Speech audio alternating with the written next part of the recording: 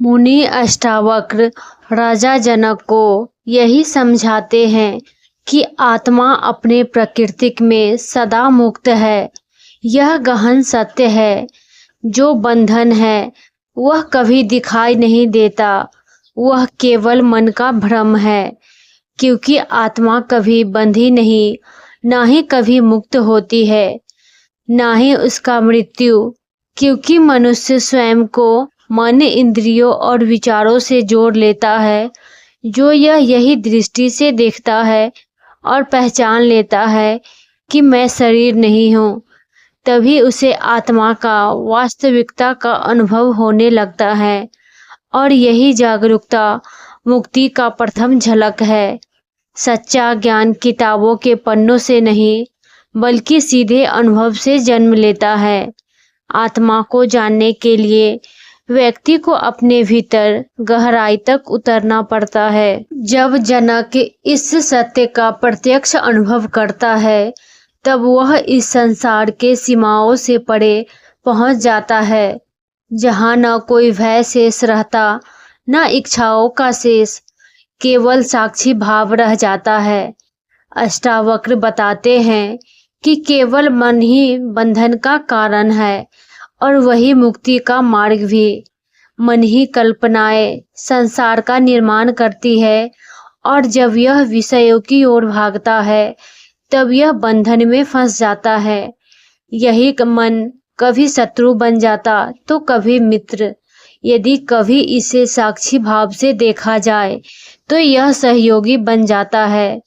इसके जाल में उलझने पर यह कैद बना देता है। साधक को चाहिए कि वह केवल मन को देखे, उसमें फंसे नहीं, और इतना दृढ़ता से जाने कि मैं मन नहीं हूँ। तभी असली स्वतंत्रता का द्वार खुलता है। जनक आत्मा को जो जानने का भ्रम है, वही असली अज्ञान है, और जब यह पर्दा हट जाता, तभी सच्ची शांति प्रकट होती है। आत्मा किसी बंधन में नहीं पड़ती, केवल मन से जुड़ाव का ही बंधन का आभास कराता है। इसलिए पहचाने अपनी चेतना को, मन को नहीं।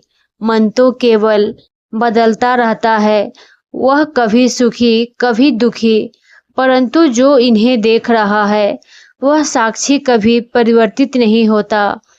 अष्टावक्र साफ कहते हैं कि यदि तू मन की लहरों में बहता है तो अज्ञान में फंस जाता है, लेकिन जैसे ही तू साक्षी बनता है, तू आकाश की तरह स्थिर और अचल हो जाता है, जहाँ विचार मात्र बादलों की तरह आते जाते हैं। जो साधक साक्षी भाव में टिक जाता, वही सच्ची में मुक्ति का अनुभव करता है। और खास बात यह है कि यह साक्षी भाव किसी साधन का प्रयास का परिणाम नहीं, केवल सहजता से उपलब्ध है। सत्य है, केवल यह स्मरण है कि मैं केवल विचार हूँ, विचार नहीं, बल्कि देखने वाला हूँ। इसी देखने वाला की जागरूकता में समाधि दिखी है। जनक, जब तुम स्वयं को देखने लगता है, तब तुम बाहरी दुनिया से हटकर भीतर की ओर प्रवेश करता है। तो समझ लेना कि यही असली यात्रा है और मन का जीत है। वीडियो अच्छी लगी तो लाइक, शेयर एंड चैनल को सब्सक्राइब करें।